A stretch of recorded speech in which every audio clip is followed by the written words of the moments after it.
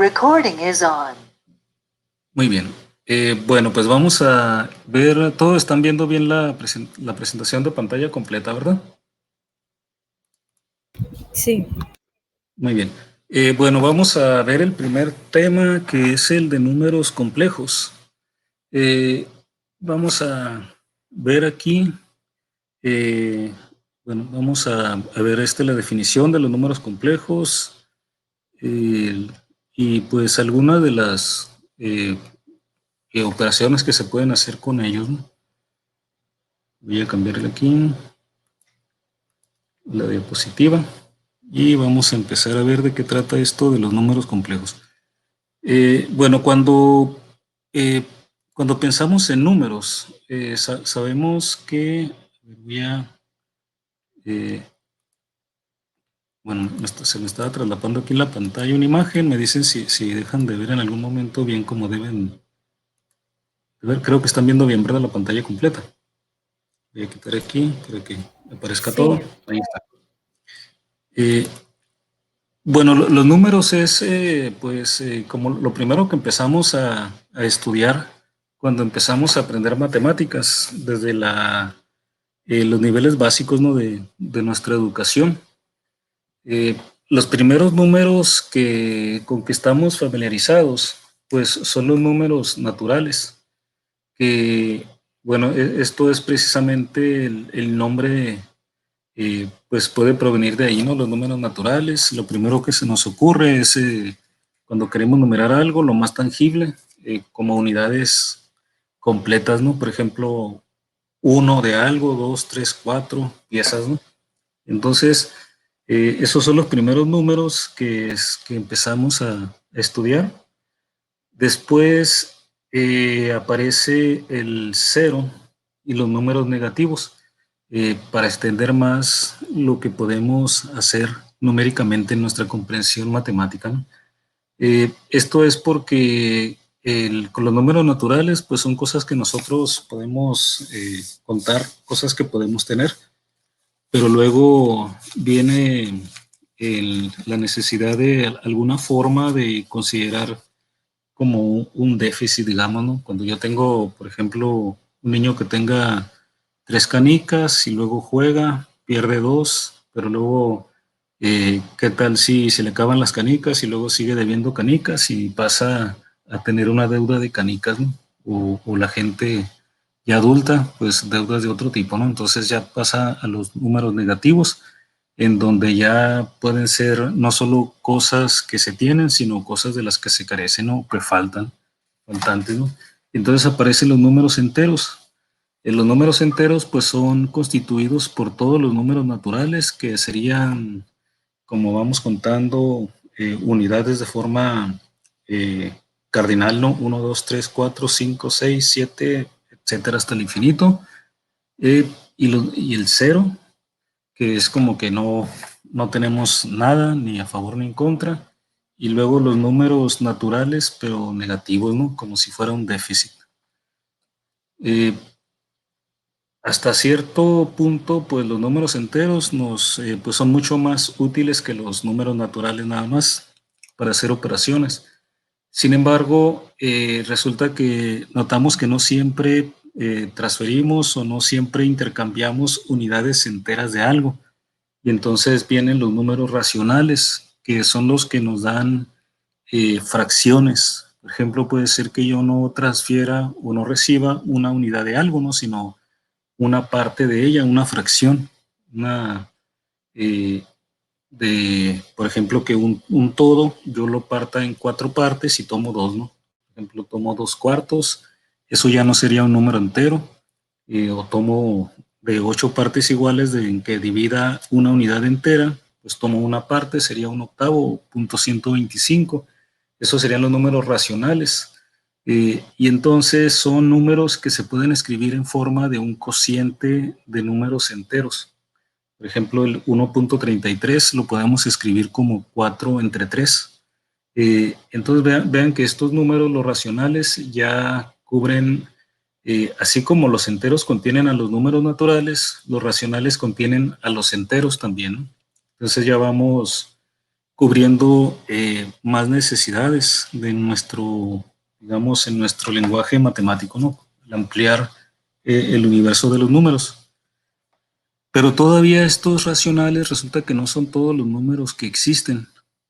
Estos números racionales que se pueden escribir siempre como el cociente de números enteros, resulta que no siempre hay números que no cumplen con esta característica. Hay números que no se pueden escribir como una fracción de enteros. Noten que los racionales pueden tener una parte entera como el 1.33 aquí, una parte entera y una parte decimal. Sin embargo, o puede ser que solamente tengan parte entera. Por ejemplo, los enteros, el 7 se podría escribir como 14 entre 2, pero tienen la característica de que se pueden escribir como un cociente de enteros y cuando los escribimos en forma decimal, tienen una expansión decimal finita, es decir, un número de decimales finito o infinito periódico. Es decir que como el punto 125, ¿no? El punto 125 es un número racional, tiene un número finito de cifras decimales, de dígitos, solamente tiene tres cifras significativas y en el caso del 1.3333 sería 4 entre 3, lo podemos escribir como 4 entre 3. Noten los 3 puntos, significa que la parte decimal es infinita. Este 3 se va repitiendo infinitamente. Y como es el mismo número, pues es periódico, ¿no? Tiene una periodicidad de un dígito que se va repitiendo. Eh, Otro ejemplo podría ser el 0.125, 125, 125, que se fuera repitiendo infinitamente. Ese también es un número racional. Tiene expansión decimal infinita, pero periódica. Resulta que hay otros números que no cumplen con esas condiciones de que no se pueden escribir como una fracción de números enteros y su parte decimal es infinita, pero no es periódica. Esos son los números irracionales. Los números irracionales pues son muy importantes. El primero que se nos viene a la mente es el número pi. Si ustedes ven el número de dígitos del número pi, pues cada vez se han ido teniendo más y más decimales. Sin embargo, se ve que en ese número de esas decimales, el número pi es 3 puntos y un número infinito de dígitos después del punto decimal. Es un número infinito, pero además no van a encontrar nunca un patrón periódico. Que digamos, después de cierto número de dígitos se empieza a repetir. Porque precisamente la característica de los números irracionales es que su parte decimal es infinita, pero además no es periódica, o sea, no hay una repetición, no se va a repetir. Y, y todo este conjunto de números, lo que son los números racionales, que contienen a su vez a los enteros y naturales, los enteros contienen de hecho a los naturales, más los irracionales. Noten que esto sería como una representación en conjuntos. Eh, Aquí, pues en esta representación de conjuntos estaríamos mostrando que los racionales contienen a los enteros y los enteros a su vez contienen a los naturales. Sin embargo, los irracionales son un conjunto ajeno. O sea, los irracionales y los racionales no se traslapan. O sea, que un número es racional o es irracional. Entonces, ambos pues son infinitos. Hay un número infinito de números irracionales y hay un número infinito de números racionales, pero son distintos, no se traslapan, ¿no?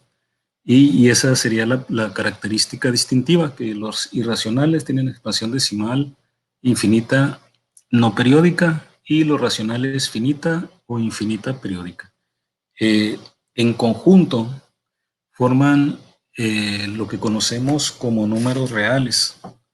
Y estos números reales los podemos representar en en una línea recta, ¿no? Acuérdense que voy a aquí abrir el lápiz para dibujar algo. Recuerden que aquí está. Acuerden la recta numérica, ¿no? Cuando nos enseñan de niños esto de los números, nos enseñan aquello del un eje numérico. A ver, aquí no se escribe. Un momento, es que puse aquí el lápiz, pero no me está apareciendo lo que escribí.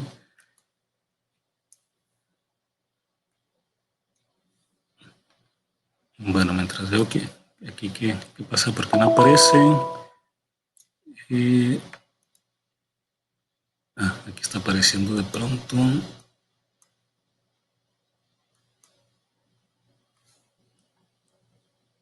Ahí está.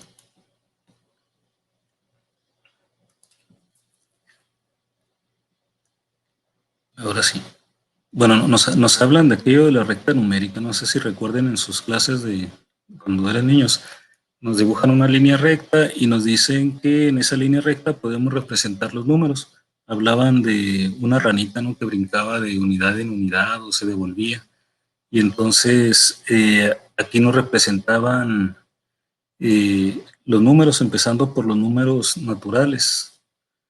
Eh, por ejemplo, en esta línea podemos eh, representar los números. Aquí otra vez no está haciéndome caso, pero bueno, a ver si aparece aquí. Ahí está. Aparece con cierto retraso, ¿no? Pero aparece. Entonces, en esta línea recta poníamos los números, por ejemplo, los números naturales, 1, 2, 3, 4, 5, 6. Luego, en esta misma línea recta, luego aparecíamos el 0 y hacia atrás poníamos estos mismos números, pero negativos, ¿no?, para completar entonces lo que serían los números enteros. Eran desde los negativos, el 0 y los naturales, ¿no?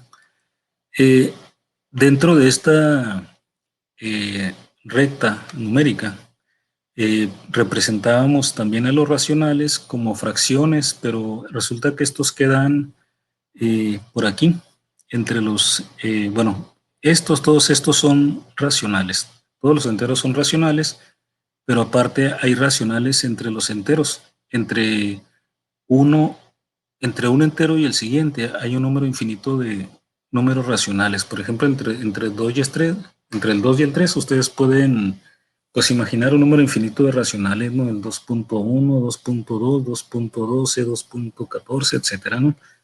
Pero resulta que también hay un número infinito de números irracionales.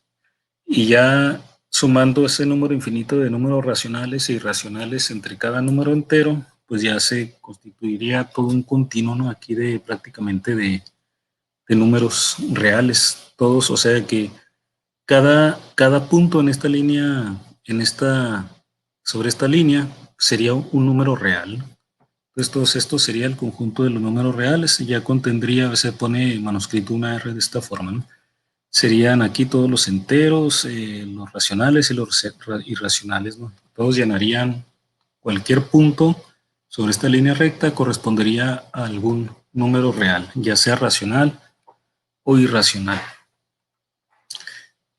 Bueno, pero resulta que los números reales no son todos los números que existen, y en el caso de la ciencia, ustedes van a estudiar en sus materias, pues casi seguro también en licenciatura ya se toparon con ellos, van a tratar con los números complejos. Eh, es muy probable pues que ya ustedes se hayan topado en sus carreras con los números que se conocen como números complejos, ¿no? Esto de los números complejos tiene su origen históricamente en la búsqueda de métodos para resolver ecuaciones que involucran potencias al cubo, o sea, la búsqueda de raíces cúbicas.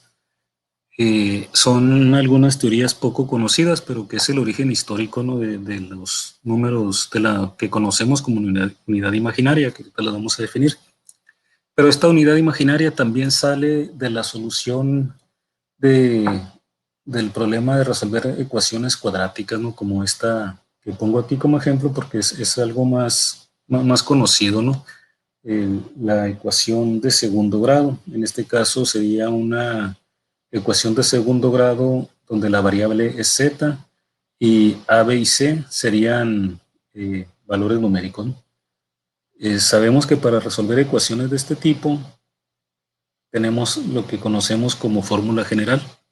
O sea que si conocemos los coeficientes numéricos a, b y c, podemos resolver esta ecuación, es decir, encontrar para qué valores de z se cumple esta ecuación mediante esta fórmula, ¿no? O sea, que tenemos z igual a menos b más menos la raíz de b cuadrada menos 4ac sobre el doble de a. Esta es la que se conoce como fórmula general para resolver estas ecuaciones cuadráticas. Resulta que dependiendo de los valores de a, b y c, aquí podemos tener una solución que no cae dentro de los números reales. Noten que aquí aparece una raíz cuadrada. Entonces, esta raíz cuadrada puede llevarme a esta situación. Resulta que b cuadrada menos 4ac puede llegar a tener valores negativos, dependiendo de cuánto valga b, a y c, ¿no? Y entonces, si esto es negativo, aquí tendría el problema de que tendría entonces la raíz cuadrada de un número negativo. Y resulta que la raíz cuadrada de un número es un número que al multiplicarlo por sí mismo me da un número, me da ese número, ¿no? Por ejemplo, la raíz cuadrada de 4 es un número que multiplicado por sí mismo me da 4. Sé que es el 2, 2 por 2 es 4. La raíz cuadrada de 9 es un número que al multiplicarse por sí mismo me da 9. Sabemos que es 3, 3 por 3. Pero entonces, si b cuadrada menos 4ac es negativo, significa que debe haber un número que multiplicado por sí mismo me dé un número negativo.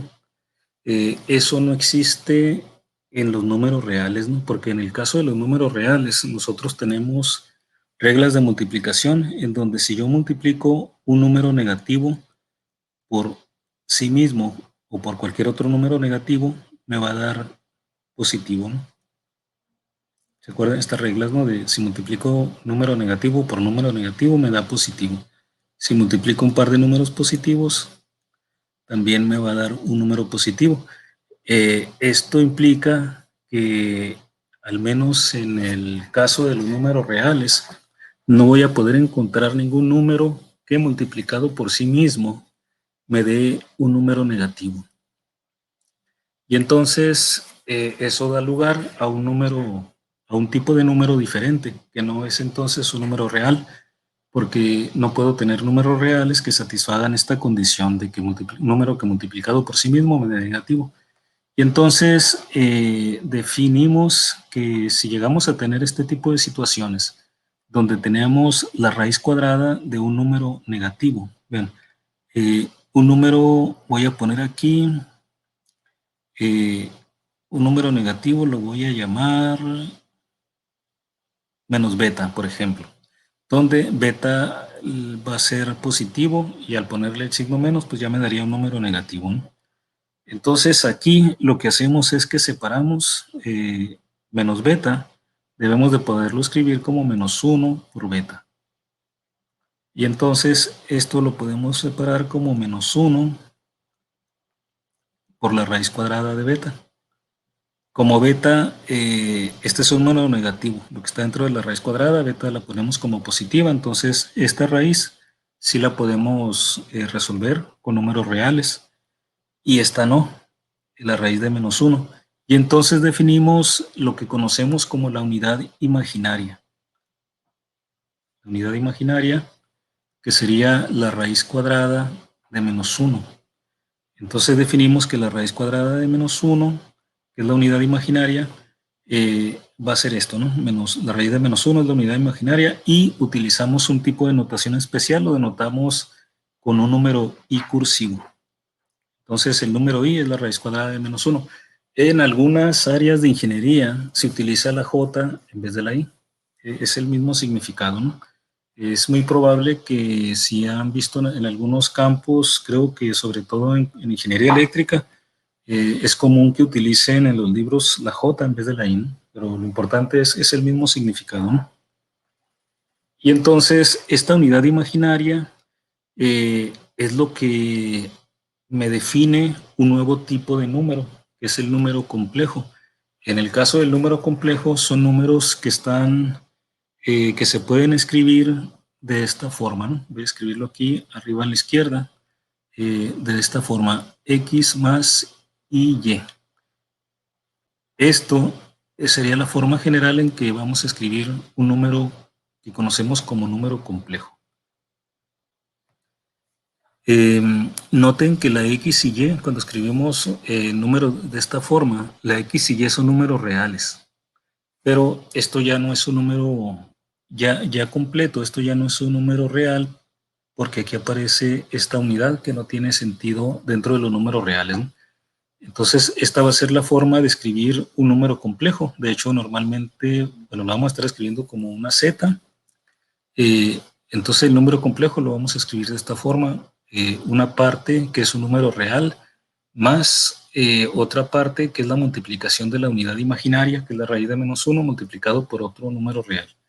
Eh, en esta forma de escribir un número complejo, a esta parte que no está multiplicado por la unidad imaginaria se le llama parte real del número complejo, y a la y se le llama parte imaginaria. Noten que y es la parte imaginaria, pero es un número real.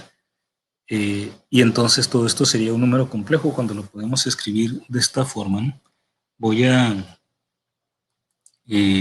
escribir aquí un espacio para dejar estas definiciones. Voy a abrir aquí una diapositiva extra para que no quede todo amontonado, ¿no? Vamos a ver, duplicar diapositiva para que quede una nueva aquí.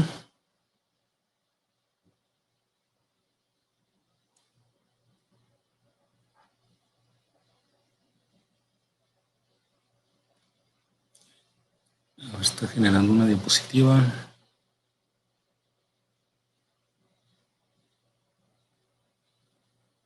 Ahí está. No es que quedó. Aquí está. Muy bien, voy a pasar aquí entonces a la diapositiva en blanco. Si hay alguna pregunta en cualquier momento, me pueden interrumpir con toda confianza, ¿eh? No se queden con dudas. A ver, puse una diapositiva, pero aquí cuando quiero compartir la diapositiva en blanco, no sé por qué se brinca la siguiente. Ah, ya sé. Ahí está. Voy a quitar esto para poder escribir.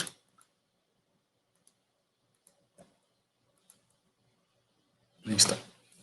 Muy bien, entonces definimos la unidad imaginaria, que la vamos a denotar como una y cursiva, es la raíz cuadrada de -1. Decía que en algunos libros de ingeniería lo pueden ver como J también, ¿no? Y entonces lo que conocemos como un número complejo lo vamos a denotar generalmente como una Z. Es un número que va a tener una parte real y una parte imaginaria. La parte real es la X, vamos a ponerle aquí. La parte real de Z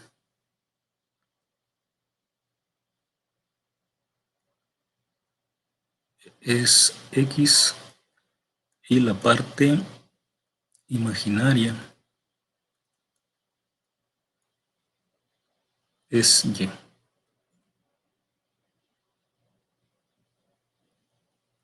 Eh, a veces podemos abreviar, ponemos la parte real y ponemos así, ¿no? De Z. Esta sería X y la parte imaginaria del número complejo Z es la Y.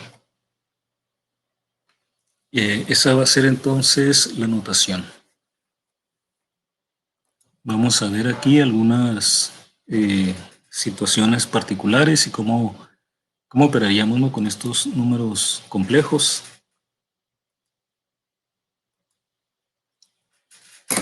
Por ejemplo, el -16 Vean que siempre podemos separar en una parte real y la unidad imaginaria, ¿no?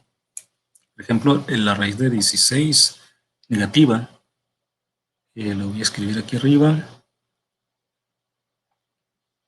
Siempre podemos hacerlo porque siempre un número negativo siempre lo podemos escribir como el producto de -1 por una parte positiva, ¿no? Y entonces eso nos permite hacer esto. Y luego ya teniendo estos factores, podemos separarlo en la raíz de -1 por la raíz de la parte positiva. Y entonces ya separamos, ¿no? Raíz de -1. En este caso la raíz de 16 pues es exacta, sería 4. O sea que aquí sería 4 por la raíz de -1. Y la raíz de -1 es lo que escribimos como la unidad imaginaria. La podemos escribir como 4i. Sería este caso, ¿no? No siempre van a tener raíz exacta, ¿no? Ya sabemos que puede ser que lo tengamos que dejar indicado o como decimal, como en este segundo caso. La raíz de -3 lo podemos escribir como la raíz de -1 por 3. Lo separamos, voy a dejar el 3 primero y luego la raíz de -1 y luego lo dejo como 3 por la raíz de i, de esta forma, ¿no? O i raíz de 3. Las dos son correctas, de hecho, ¿no? Lo vamos a ver más en esta forma por la forma de escribir el número complejo, ¿no? Que es como x más y.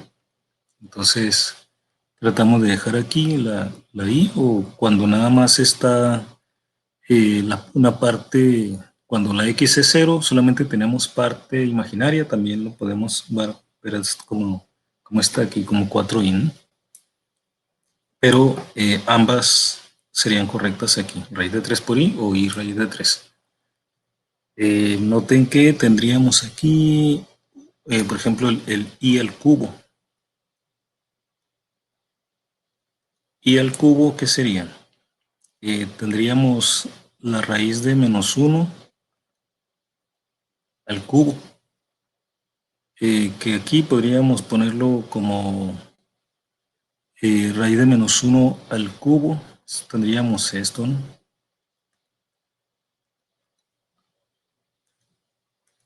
Pero noten que aquí tendríamos, si agrupáramos solamente estos dos primeros, sería -1, la raíz de -1 al cuadrado, pues me daría -1, ¿no? Eliminaría el radical y me quedaría este -1 raíz. O sea que este sería -1 y esto es la unidad imaginaria. Siempre aquí cuando tenemos en el caso de un número, del número i a una potencia impar, siempre vamos a poder hacer esto, ¿no? De que agrupar el i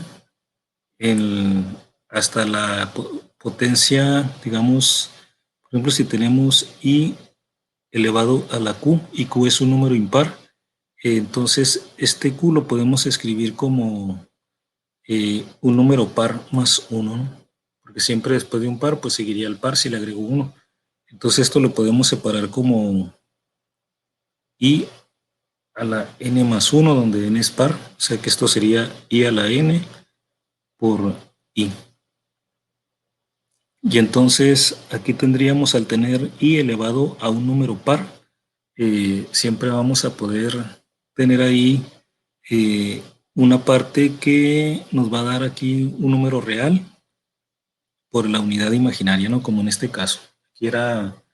Aquí pues la n fue 2, ¿no? Porque era -1 al cuadrado, era i, perdón, la raíz de -1 al cuadrado era la i al cuadrado, me dio -1.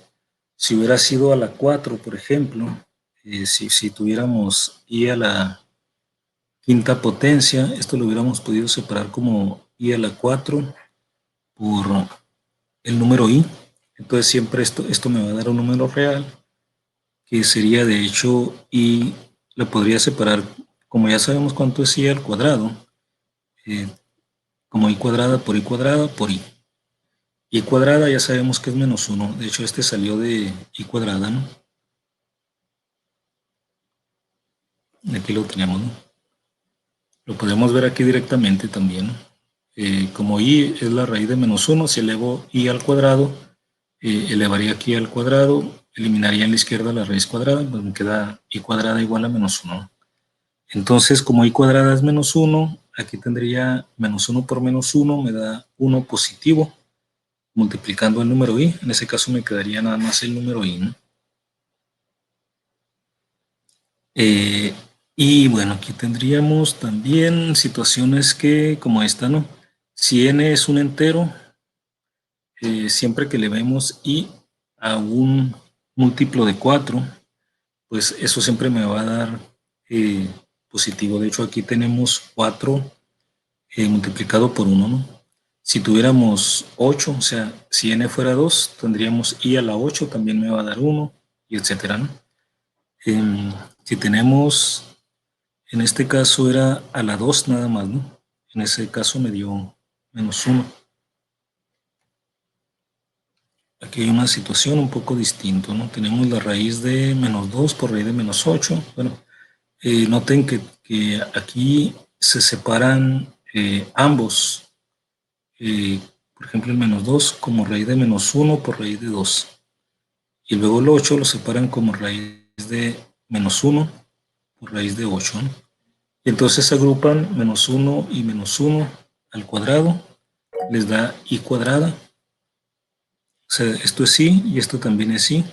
Es como tener i cuadrada. Ya sabemos que es menos 1 por la raíz de 2 por la raíz de 8. Esto lo podemos meter todo en una raíz. Entonces i cuadrada es menos 1. Esto sería raíz de 16. La raíz de 16 es 4. Entonces me daría negativo menos 4, ¿no? Y así tenemos las operaciones con números complejos. En este caso, solamente tienen la parte imaginaria, ¿no? No, estamos suponiendo aquí que en todos estos números, en todos estos ejemplos, como si la de x fuera cero, ¿no? Es un número complejo, pero con solamente la parte imaginaria. Bueno, vamos a ver este ejemplo. Vean lo que podemos tener una ecuación aquí de segundo grado, pero compleja. Tenemos z cuadrado y menos 2z más 2. De hecho, z cuadrado menos 2z más 2. Y bueno, aquí podemos resolverla utilizando la misma, eh, la Creo que fórmula no general. aparece la siguiente diapositiva. Ah, no, no apareció. Ah, es cierto, no, estaba viendo. Me confié, no vi que no. Un momento, a ver qué pasó aquí. Ok, bueno, no está en blanco para escribir mejor. Entonces, vamos a Ok. ver. Sí, si en cualquier momento que vean que estoy hablando y no es congruente con lo que están viendo, me avisan. Aquí no me di cuenta que no había cambiado la pantalla. Ok, entonces vamos a ver. Bueno, vamos a hacer aquí en esta, antes de resolver un ejercicio, aquí para seguir familiarizándonos con la fórmula. Tendríamos, a ver, era z cuadrado. Bueno, podemos hacer esto de una vez y luego hacemos otros ejercicios. Vamos a resolver esta ecuación. Es de la misma forma como se haría una resolución de una ecuación cuadrática si esto fuera números reales, ¿no? De hecho, este es un caso más general. La fórmula general entonces nos sirve tanto si la variable es un número real o si es un número complejo como en este caso. Normalmente pues se resuelven, cuando aprendemos esta fórmula general en álgebra, primero pues no pensamos en números complejos, pero en realidad sigue siendo válida, tanto que pues de ahí se ve que al lugar, ¿no?, de que existan los números complejos. Entonces aquí tenemos z cuadrado menos 2z más 2. Vamos a resolver aquí esta ecuación con la fórmula general. Acuérdense que la fórmula general, para usar la fórmula general tenemos que identificar aquí los coeficientes. Tenemos que, aquí ya está de hecho acomodada la ecuación en esta forma, ¿no?, como A. Profe, la diapositiva está en blanco. Está en blanco, a ver, no aparece.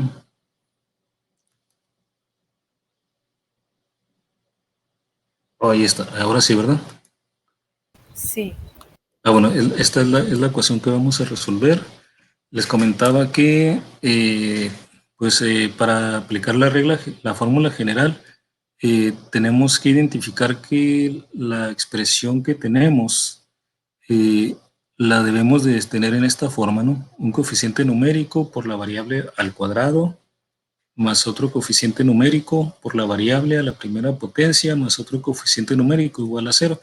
En este caso, pues ya está acomodada de esa forma, de manera que identificamos aquí A como 1, B como menos 2 y C lo identificamos como 2. De tal forma que si nos recordamos la fórmula general es menos B más menos la raíz de B cuadrada menos 4AC. Todo esto sobre 2A. O sea que en este caso, aplicando directamente, tendríamos menos 2. O sea, sería menos B, ¿no? B es menos 2. Más menos, que significa que vamos a tener de hecho dos soluciones. Sería menos 2 al cuadrado menos 4 por A por 2. Aquí se va a traslapar un poco, pero aquí se cierra la raíz, ¿no? 4 por 1 por 2. 4AC. Entre el doble de A sería 2 por 1. Y luego ya, pues aquí calculamos los valores, menos y menos, sabemos que da más, tendríamos 2 más menos, y dentro del radical, el menos 2 al cuadrado se convertiría en 4, ¿no? 4, y luego menos 4 por 1 por 2 sería menos 8. Así me quedaría dentro del radical, ¿no? Y entre 2. Entonces noten que ahora tendríamos 2 más menos, y aquí tenemos menos 8. Ahí va a aparecer la unidad imaginaria. Ahora separamos y tendríamos el 2 entre 2, me Es da menos 1. 4, ¿que no? Menos 4, sí es menos 4. Muy bien.